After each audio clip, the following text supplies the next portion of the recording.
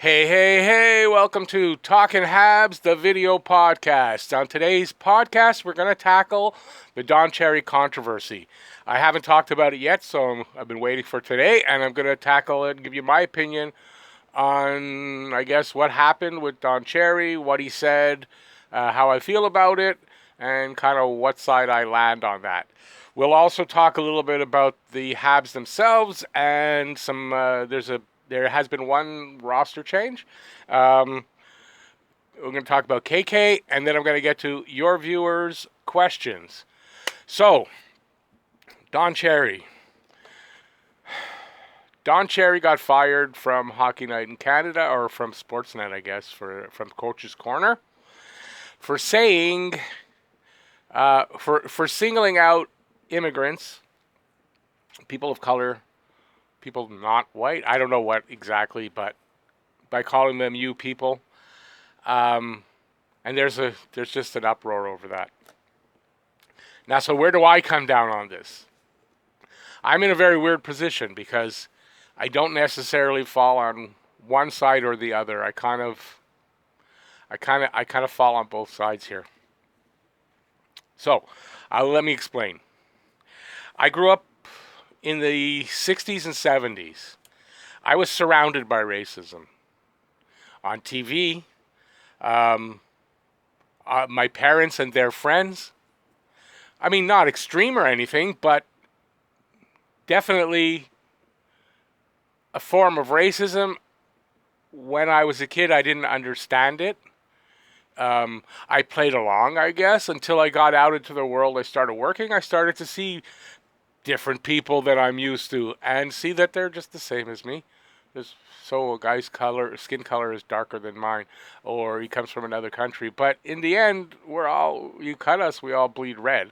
So once I got out into the world, my days of being any kind of racism or racist was gone, because it's not something I believed in to start with. You know, when we're kids, we're influenced by what our parents teach us or by what we see them do and say and all that, right? So my young form of racism, I don't know what you call it, was definitely based on that. And then once I got out into the world and I saw for myself with my own eyes that that's just plain stupid to hate somebody just because they're black or because they're brown or because they come from Mexico or they come from China or wherever they come from, is the dumbest thing in the world, I think. Yeah, we all have our little, you might see, you're in a bad mood, you walk down the street, you see somebody that's different, and in your head you say, when that happens to me, I chastise myself. The N-word, even when I think that, I chastise myself. Why? It's just a word, right? But it's not just a word. It's more to it. There's certain words in our language we shouldn't say. Now, speaking of that, my one problem with what Don Cherry said, I don't have a problem that he said you people, and I'm going to tell you why first. This is Don Cherry we're talking about. Mangles the language all the time. Plus, he's 85 years old. He's on TV. He's got something in his ear. He hears talk. There's a lot going on. At his age, he never used to use the right words all the time, so in this case he didn't. Do I think he did it on purpose? No.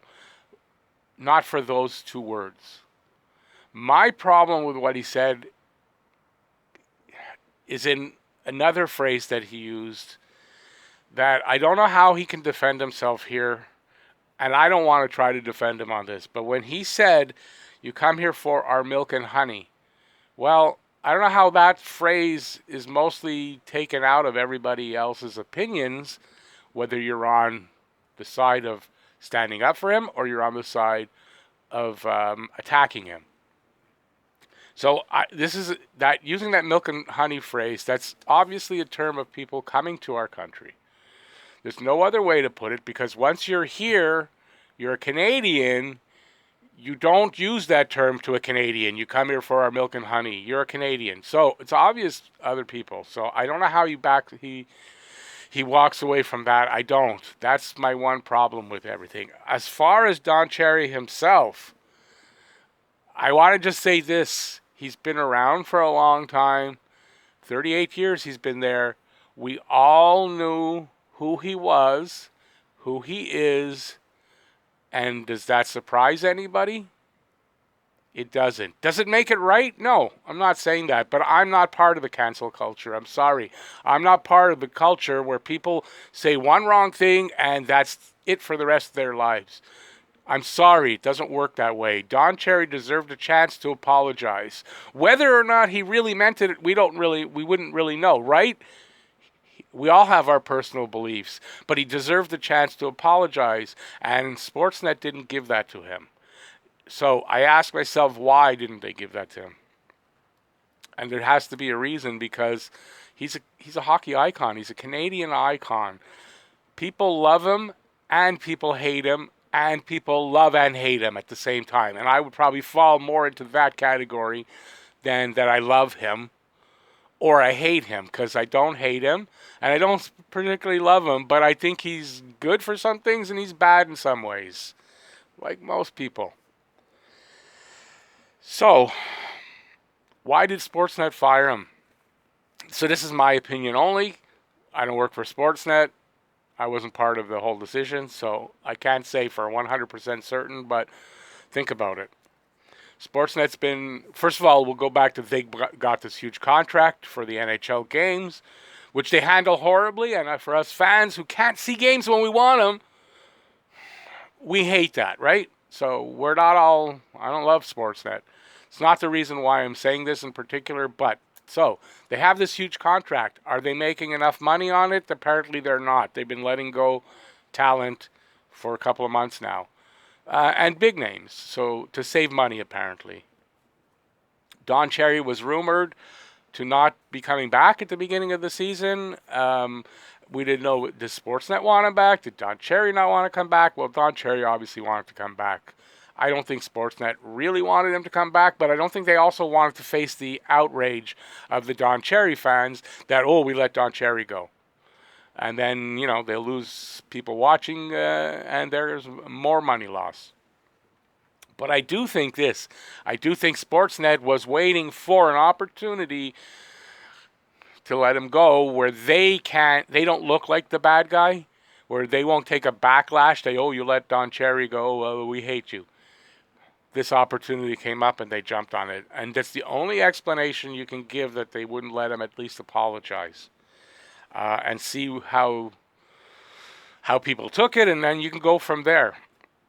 So I think Sportsnet just as morally bankrupt as somebody who would refer to immigrants as you people and the milk and honey and chastising them for not buying poppies. When you want to think just about that, I think Don Cherry knows just as much as anybody else, it's not just immigrants that don't buy poppies. I buy a poppy every year. Yeah, I have trouble keeping it in. It's always falling out. I got to buy 2 or 3 sometimes. But I buy them every year. I'm from a generation that, I didn't have war directly in my life, but I had family members that died in the Second World War. I had family members that fought in the Second World War. Matter of fact, my grandmother's uncle, he lost, I'm going to show it here this way. He lost this finger to a bullet. So I have personal interests, right? So, where does that bring us with all of this Don Cherry controversy? If you look on Twitter, I guess I was getting to the cancel culture and how people I don't understand it. Have we gotten to a place in society where we don't let people apologize? Where we don't, where as soon as somebody makes a mistake, that's it, that's all, they're done?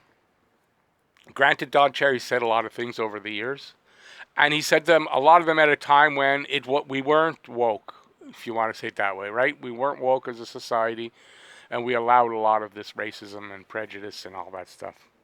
And he comes from that era, and listen, quite frankly, does it make it right? No. Does it mean I should hate him for it? No, because this is a man who does a lot of good. He's a man who's very patriotic for Canada. It's well known for as long as I know about Don Cherry, that he stands up for Canada, he stands up for the armed forces, he's pro-Canadian all the way, all the way. Does it make it right what he said, or do we have to banish him from society for what he said? I think there's a lot of people out there that I think there's a lot of people that don't mind what he said. I'm kind of one of them. I'm not being wishy-washy on this, but I try to get him. Just give me a second. Okay, now that I'm back on track. I'm sorry there. Here's what I really want to say. First of all, the reason he got fired, excuse me, is definitely Sportsnet was looking for a reason to fire him. They found one and they fired him. They came out with a statement on moral grounds they fired him. And that's fine, and that's okay, because, I mean, you can say they did. But the truth is they didn't. They were looking for a reason to. They were looking for a reason to fire him and save face, and they found it. So that's one of the reasons he got fired. And don't let it go to your head that you might have complained and spoke out and signed a petition, whatever, that worked, because Sportsnet was firing him because they found their reason. So I want to say this also. First of all, he's old and he's old-fashioned. I know a lot of old people. I'm one myself. I'm not nearly as old as him. He's got almost 30 years on me. It's from a different era. Does that excuse what he said? No. He chose horrible words. He even chose some that I don't know that he can even walk back from. And still, in saying that, I can't say that I don't. Not that I agree with him. I'm not going to ever say that. I'm only going to say I agree with him in this way, as I was saying, and I think that's where I got sidetracked, is Canadians don't buy poppies either. Right? If he wouldn't have said milk and honey, for me, I'd stand behind him 100%. But I know he's a bit of a, I'm not going to say he's racist. He's a bit of a bigot. But I don't know. I swear I don't think I know anybody, and that's my parents included, who aren't from that. I mean, my father is 83, so he's only a couple years younger than Don Cherry. So he's of that same era, and he's, quite frankly, a little bit like that. Not to the extent that Don Cherry is by any means, but there is that in them. And like I said, I grew up around a little bit of prejudice and racism, and I don't know if my father would agree, but I know what I grew up with. And does it make it right or wrong? No, it doesn't make him right. But doesn't he deserve the opportunity to apologize for it and then move on from that? He wasn't given that. And that's because of the cancel culture that we have in our society right now. And I really don't like cancel culture. I don't like the fact that people can feel morally outraged. And whether or not they're correct, somebody has to pay the hugest price without having the opportunity, I'm not going to say rehabilitate, but to make up for it. So I fall on both sides. I don't know if I'm explaining myself here properly, but I'm trying. I'm going to include in this video, so you want to get a better idea. If you're not really, maybe some of you out there might not really be that aware of who Don Cherry is and who he was back in the 90s, in the 80s. I'm going to include a couple. I think I have 4 videos I want to include. I'm going to put the links in the description. I really suggest you watch them. Now, one is a very short interview with him 2 days ago, where he kind of explains himself. And I think you can see that he didn't mean to say what he said. He didn't mean for it to come out that way. Let me put it that way. Then there's an old Fifth Estate, which is a CBC show here in Canada, interview with him in 1990. And he says something in there that really kind of freaked me out about Canada. today we're having all this stuff about Trump in the U.S. America first, America this, America that. Well, Don Cherry in this interview said exactly that. He believes in Canada first and Canada only. That's his mindset. Was he really being that racist and that bigoted? A little bit bigoted. I don't really believe he was being racist here. I think there's a difference. I think in his head, he wasn't singling out people for the wrong reason. He was singling out these people because he wanted them to support Canada's troops. If you want to live in Canada and be a Canadian, this is what he believes. Does he believe it only for immigrants? No, he believes it for every Canadian, which is why I think he really did choose the wrong words. In his mind, I think he would have chosen better words as far as the you people. He wouldn't have said that. He would have said everybody, included everybody. Because the fact is, Canadians don't buy poppies in greater numbers than immigrants don't buy poppies. So, what an issue. It's crazy. This is just such a crazy issue. So that's one of the... Then there's a couple of more. There are interviews with him. There are looks at Don Cherry that show Don Cherry for who he is. I don't think he's a horrible person. I think at 85, he should have had the opportunity to apologize and then to continue on, because I don't think what he said, even though I don't like the milk and honey comment, you have to take it from an 85-year-old man who, no, he isn't woke. He'll never be woke. And you can't really even, I don't even know if you could really expect him to be woke. Or anybody from that generation. Yeah, you can hope, but I don't know if you can expect, because they were through a lot of different things than we've been through as younger generations, and in different ways. And yes, we've been through things that they didn't have to go through. That's true. But they saw they saw war like maybe the greatest, I don't know if you call it greatest, but was hopefully the war to end all wars. And I'm not sure now if that was World War I or World War II, but I mean, they saw these things. World War I, some of it, well, they were born around that time, and they had to live in the aftermath of that, and all that that entailed. And you can understand a little bit of bigotry and racism coming from somebody who lived through that, right? So, to sum it all up, I'm going to try now. For me, I come down on both sides of this issue. I think he was wrong in what he said. I think it was a little bigoted. It can come across as being very racist. At the same time, I'm saddened by the fact that Don Cherry has been removed from Coach's Corner. Did I watch him every week? No. I haven't really taken Don Cherry seriously since the mid-90s. In the 80s, when he first started, oh my, you didn't miss Don Cherry. You couldn't wait till the first intermission to see what he'd talk about and what he'd say. And a lot of people say, well, what he's wearing, I didn't care about what he wears. I thought it was always ridiculous what he wore. So I'm saddened by the fact that Don Cherry is no longer part of the hockey community that I follow and that I report on. I don't think he should have lost his job. I really don't. I think he should have had the opportunity to come back out and apologize and explain himself. And he wasn't given that opportunity. And I don't know if that's really right. So, in conclusion, I'm sorry. I sort of stand with Don Cherry, and I sort of agree. Well, I'll agree 100% that it was wrong what he said. But I stand behind him for this reason, only in that I think he was wrongfully dismissed. I think a lot of other people have had this kind of thing happen. They've apologized, they've come through. Our Prime Minister, Justin Trudeau, wore blackface.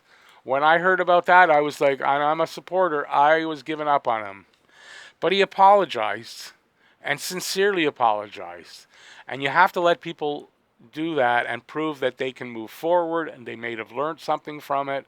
And we didn't give him that because he's an 85-year-old man, and that's strictly the reason why we didn't give that to him, because he's an old man, and because Rogers Sportsnet was greedy, Plain and simple, these are the two reasons why he wasn't given an opportunity to apologize and continue on in his career.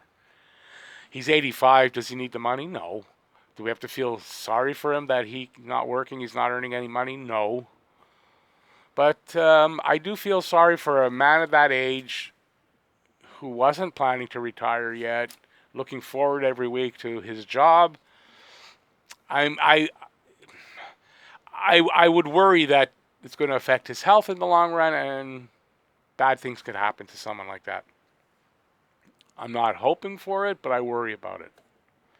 I know a lot of people out there probably are hoping for it, but this is the problem with cancel culture. It's very hateful. And maybe he said bad things, but do we have to hate him for it? Do we have to scream and yell and hate? And is that the right way to approach it? I don't think so. So there you go. So that's my opinion of what happened to Don Cherry. I don't really agree with it. I think Sportsnet is very contemptible in this. I think they fired him for the wrong reason and come out and said that they fired him for this reason, and it's not the reason. I think that a lot of people like to hate. A lot of people look for the opportunity to hate. And when someone gives them that spark of an opportunity, they run with it, especially on Twitter, which was toxic. And I don't think that's right either. And that's why I fall on both sides. Because the man wasn't given the opportunity, like everybody else would have been given, to correct his mistake. And that's how I feel. So that's Don Cherry, the Don Cherry controversy. I hope I got my feelings out. I'll give you this guy's opportunity. If you feel that I confused you, or you guys want to talk about it a little more, let me know in the comments, and I will try to do a live stream tomorrow night, and for about an hour, and we can talk about it. I just didn't want to talk about it yesterday on my live stream before I had a chance to try to explain how I feel here. I have a feeling I might have done a poor job doing that. But just to sum it up, is I fall on both sides. I don't agree with everything on either side, and I think on the side that's trying to have a moral, to come out morally, I don't know what the word I'm looking for, to be moral champions of this society, I think they're just as contemptible, and I think they're lying their asses off about why they really fired him, and I don't like that either. So there you go. So let's move on from Don Cherry. What else can we do? He's got to move on now, although I don't think he'll be out of work for that long. I think someone will hire him. I don't know if he'll take another job, but I think he'll get a lot of offers, and we'll see what's in the future for Don Cherry. Okay, so let's move on now to the Habs. There's been a roster change, and a surprising one. I wasn't expecting this kind of a move. I've even said it in videos, I think this player will stay here. So you probably know who I'm talking about. That's Ryan Poehling. Ryan Poehling was reassigned to Laval right after the game yesterday. And I think that's the answer to what will happen when KK comes back. Because KK has been, pretty much has been said that he will play this weekend, either against Washington or against the other team we're playing, because again, I don't remember who that is. So he'll play either in one or both of the weekend games. And they had to make a move some way. And I kind of thought they would waive Christian Folin, since they haven't been playing him. They're carrying 8 defensemen. Most teams usually carry 7. And I kind of thought that that they would waive either. I didn't think Mike Riley, I really didn't, but I thought Folin would go. I guess they didn't want to take the chance of losing Folin, that maybe they can get an asset or two for him, or they legitimately want to keep him around, but they sent Ryan Poehling down. Now, granted, Poehling didn't come up and he didn't wow us by any means. I mean, after last season, when he played the last game against Toronto and he scored 3 goals, a hat trick, and the shootout winner, I guess some people thought that's what we were going to see from him, but I mean, that's ridiculous. That wasn't going to happen. The thing is, he didn't do much offensively here in his time here, and he didn't make that much of an impression. And I guess I can understand that they did send him down, because that's the least problematic way to solve the problem of KK coming back in, is to send somebody down who doesn't need to be waived. And Poehling does not need to be waived because he's still on his ELC. He's a rookie. You don't have to do that. So That's what they did. They sent Paling down, and that means KK will be back. I would think if they sent Paling down right after the game, that they're expecting KK to be back in the lineup on Friday against Washington. So it begs another question. When he comes back, where will he play? I waited a little bit to film the podcast today because I wanted to see if there were going to be any news about lines in practice, and I did get some. And let me see if I don't know. I don't think I saved it. But what they did was in practice, Suzuki is on the third line center. I'm thinking Byron and Lehkonen on his wings. And what they did with KK was they rotated him on all three positions through the practice. So he played a little bit on right wing, a little bit in center, a little bit on left wing in the practice, and which makes you think that he'll definitely be playing the third line when he plays, but we don't know where he's going to play. Will he play center or not? I kind of think he won't. I think he's going to play the wing. And I'll tell you why is because of Nick Suzuki. I think Nick Suzuki is really starting to show that he should be playing center.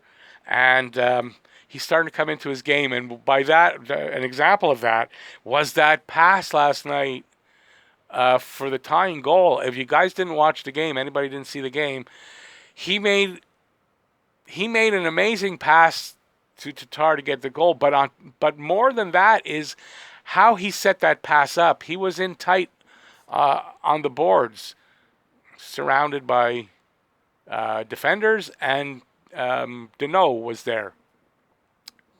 Maybe not even 10 feet from him.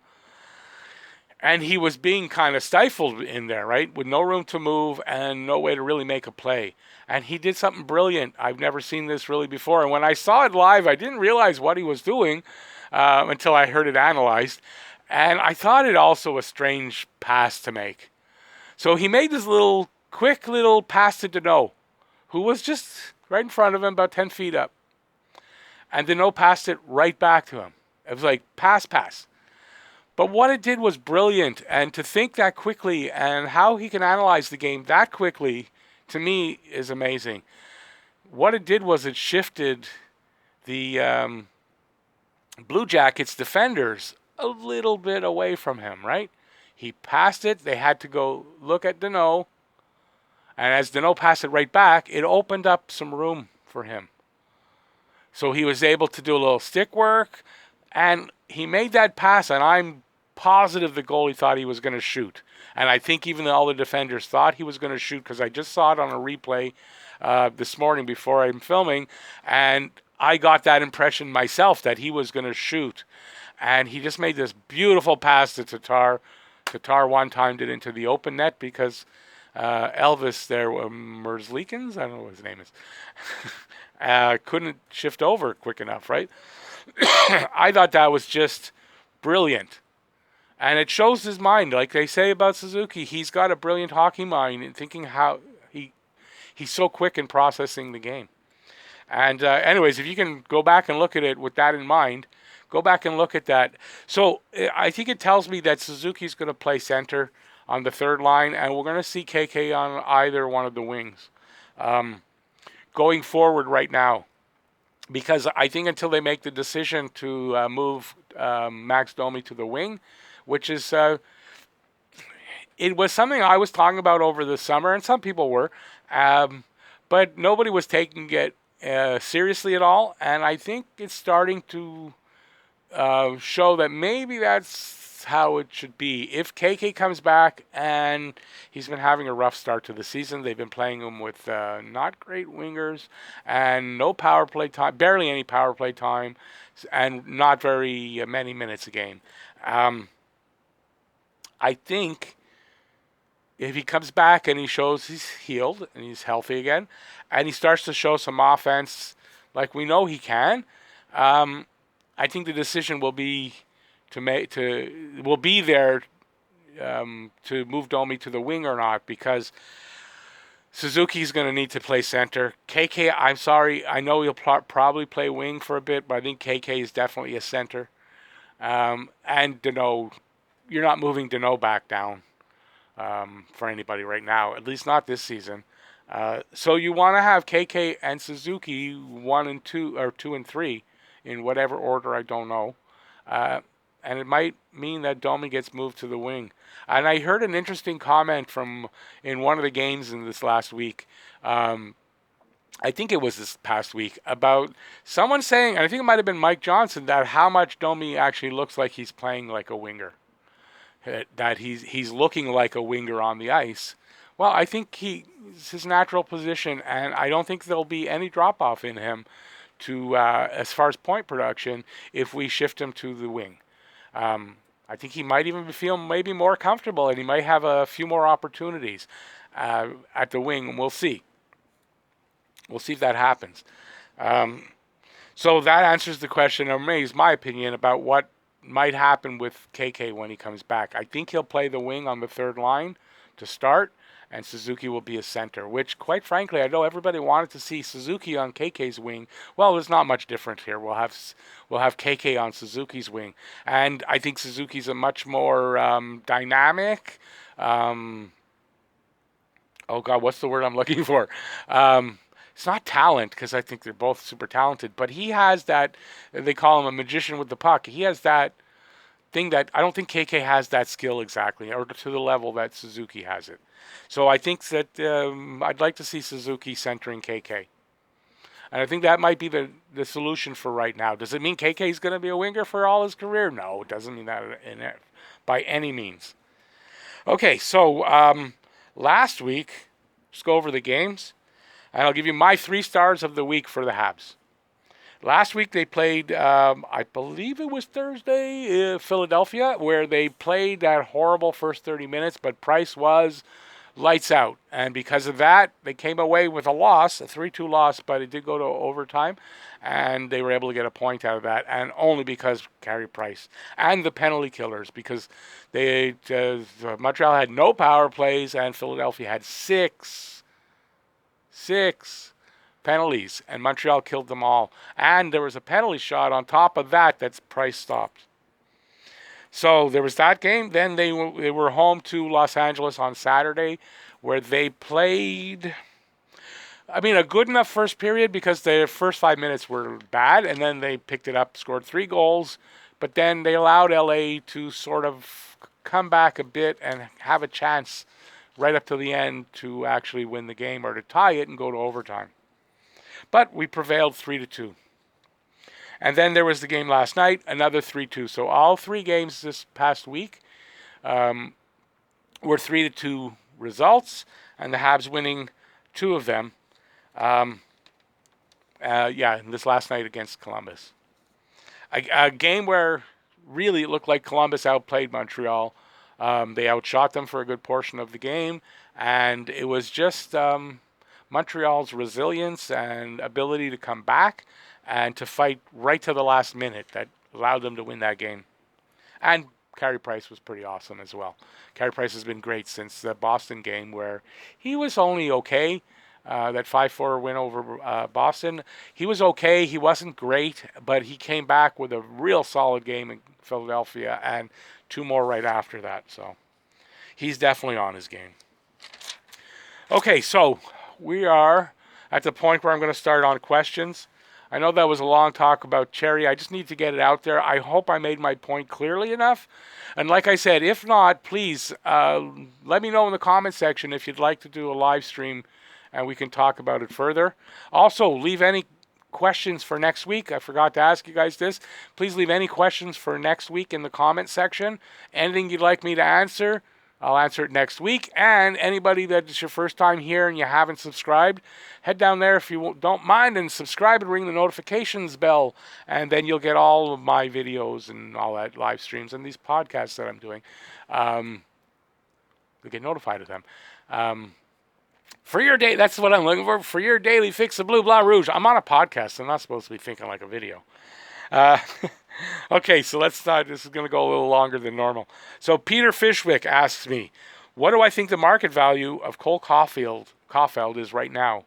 I'm not sure what you mean by market value. Do you mean contract? What kind of a contract he would get? Or trade value? As far as trade value, I don't even want to consider that because I don't want to consider them trading Cole Caulfield. As far as market value, first of all, there's not much of a choice. He's going to be signing an ELC, and there's a limit on there.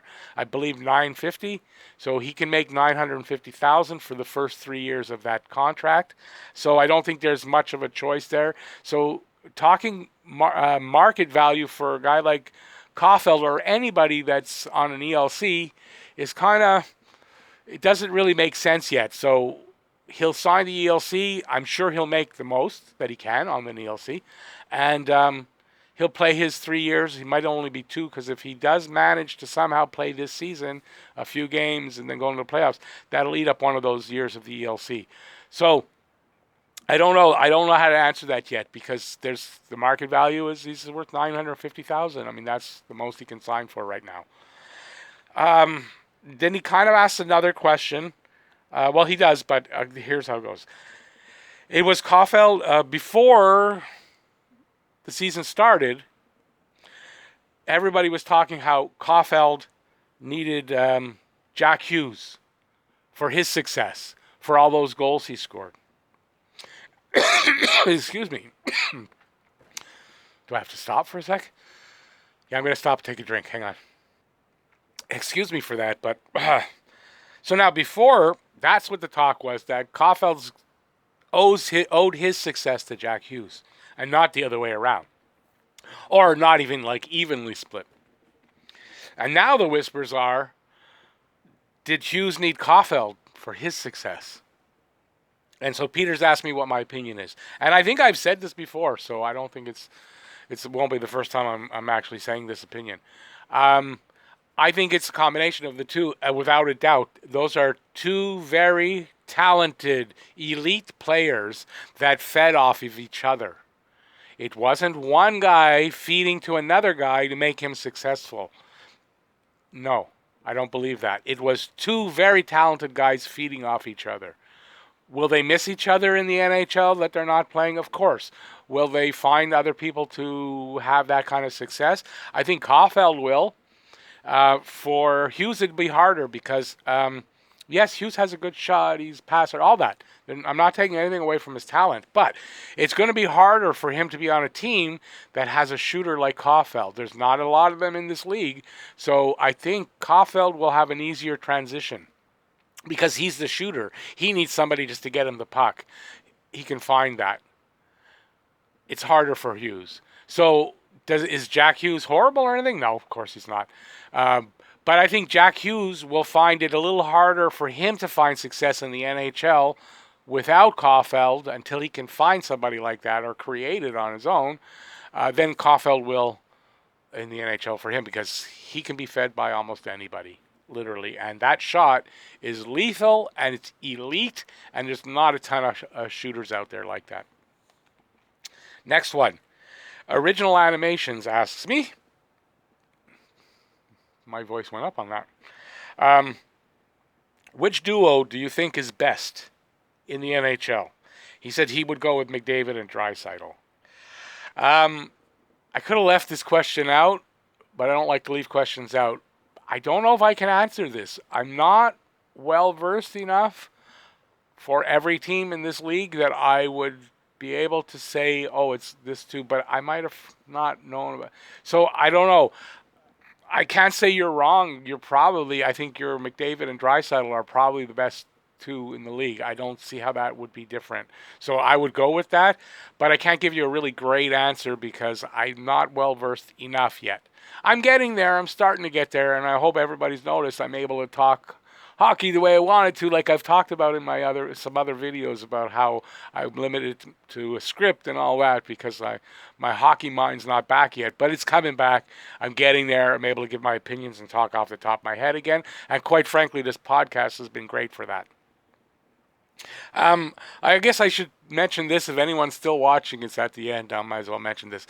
I won't be on the Have a Listen podcast anymore. Maybe here and there as a special guest. They've replaced me. And I, quite frankly, if you guys are watching, I don't blame you in any way. I realized I wasn't ready to do a big time podcast at all. And I'm It's the reason I started this podcast was I want to learn how, and the only way I'm going to learn how is doing it on my own, because who's going to give me a shot? And rightly so. I had no experience. Thank God they gave me the 2 times on, because if they hadn't, I don't think I'd be doing this podcast or even be interested really in podcasting.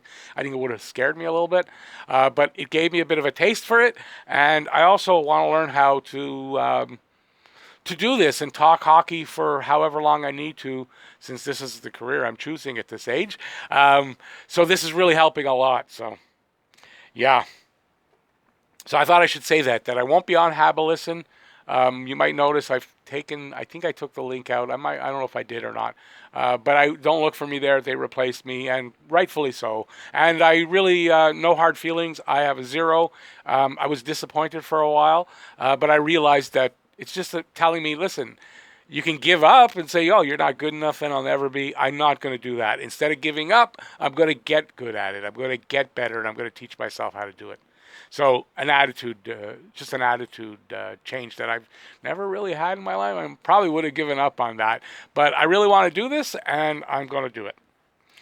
Plain and simple. And listen, I'm not really worried about viewership to start, because this is a long-term project. This podcast is not going away just because I only got 150 views. It's not, because I don't expect a ton of views, because I don't know if I'm any good at it yet or not. I intend to get better over time, and it's a long-term project. Okay, next up, Peter Fishwick asked me, will Caulfield still be on his ELC during the Seattle expansion? And my answer to that is I think so, because, and this might be a reason why they don't give him that option to come here in April, it might be for this reason. If he doesn't burn up the first year of an ELC this season, then I would say that definitely yes, because if he stays in Wisconsin next year, then there's no doubt, because it's a 3-year, ELCs are 3 years.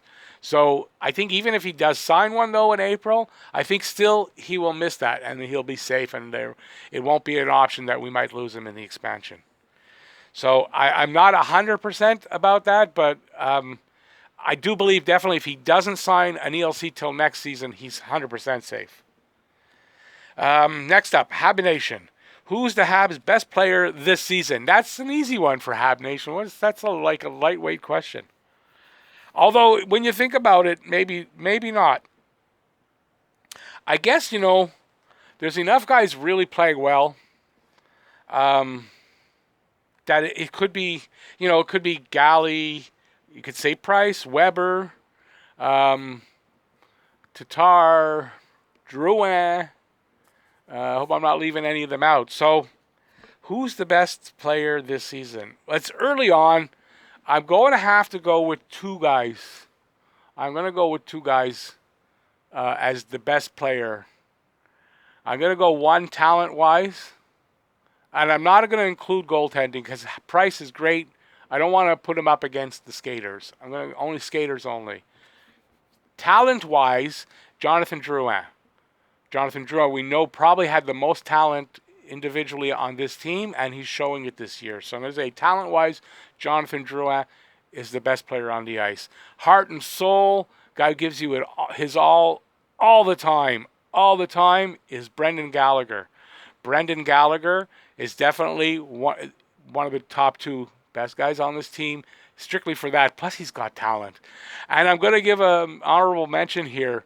And he's not the best player, but heart and soul type guy, second best heart and soul type guy. It's not Max Domi. And it might be that he's tied with him, but man, I'm liking Nate Thompson. Nate Thompson gives it his all. He gets through on the boards. Like last night, that's one of his moves now. Go along the boards and he gets by the guy. I'm just loving Nate Thompson here this year, I got to say. No, he's not going to score us a ton of points, but I love his attitude, his drive, his desire, and his all of that. The words escaping me. Kevin Q, he asked me, will there be any trades for Montreal? And that's a tough one to answer, because I have no idea. I kind of think there will be.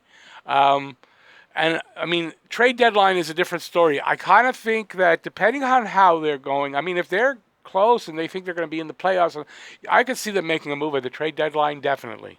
Up to the trade deadline, I don't know. I do have a feeling if things don't improve with the defense, that we might see a move to get a defenseman in here.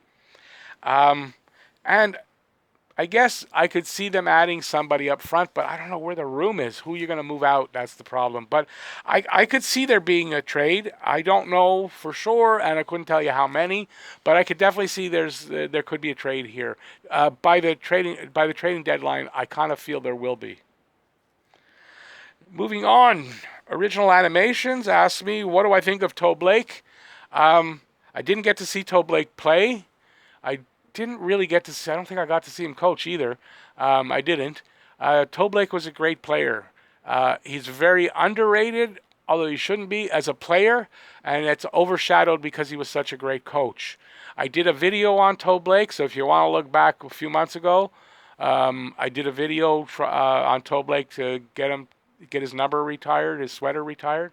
So if you want to check that out, but I think Toe Blake was a great player, very underrated as a player because of his coaching career overshadowed his playing days. But hey, listen, he won 2 Stanley Cups as a player with Montreal. I believe he got maybe the winning goal on one or both of them even.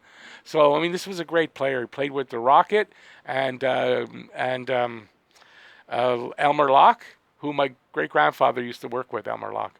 I met him a couple of times. I'd say he was just a great player. So that's what I think of Toe Blake. He was a great player. I'm sorry I didn't get to see him play because it was way before me, and I didn't even get to see him coach. But definitely check out my video on Toe Blake. It's from a few months ago. And Glenn Way asks me, do you think Montreal has too many centers right now? They have a lot of centers, but no, I think the answer would be you can't have too many centers. Because first of all, center can be converted over to the wing. And isn't it always good to have a center that can come in when they throw the center out of the circle to take a face off? So I think, no, I don't think we have too many centers. I think maybe could have a couple more. If you want to say, do we have too many very talented centers, and then that could be a problem? Yeah, but there's still spots on the wings. So, no, I don't think so. And Joe asks me, if Claude Julien gets fired, would you be okay with Montreal hiring Michel Therrien? It's not exactly how he answered me, so I took editorial license on that one. No, I wouldn't. First of all, I don't think Claude Julien's getting fired. I think Claude Julien's doing a bang-up job this year. I know he's got his critics. I'm not one of them. I think he's doing a fantastic job. I wouldn't fire him. So I don't think he's getting fired. And if he does, no, I don't want Michel Therrien back here. He's not a coach for me. I have nothing against him personally, but I don't want him back here as coach. So my answer to that is no. And with that, we're going to call this a podcast. It's my longest one. Sorry, you guys. Hopefully you'll watch all the way through. And listen, if you don't have time, you can always come back to it. So hopefully you'll hear the whole things. And hopefully I didn't ramble too much about Don Cherry. I was really trying to get that point across, how I fall on both sides. I didn't want to seem wishy-washy about it, because that's the first thing you think. Oh, he's just trying to be. I'm not. I seriously come down on both sides. So hope you guys enjoyed this today. I certainly did, having fun talking about all these hockey subjects. And I'll be here next week. Leave any questions for me in the comment section, and I will answer them next week. And there you go. Have a great week. We're playing Friday and Saturday back to back, and I'm going to say Tuesday after that. So there should be another 3 games to report on for next podcast, answering your questions and something to talk about, because something always happens. KK will be back. We'll have stuff like that to talk about. So there you go. There's my podcast. If you'd like to give a thumbs up, I'd really appreciate that. While you're down there giving that thumbs up, if you haven't already, subscribe and ring the notifications bell, and that's going to get you your daily fix of Bleu Blanc Rouge from Talking Habs. So till the next one, until the next video, take care, everybody. Enjoy the hockey, and go Habs, go! Bye, y'all.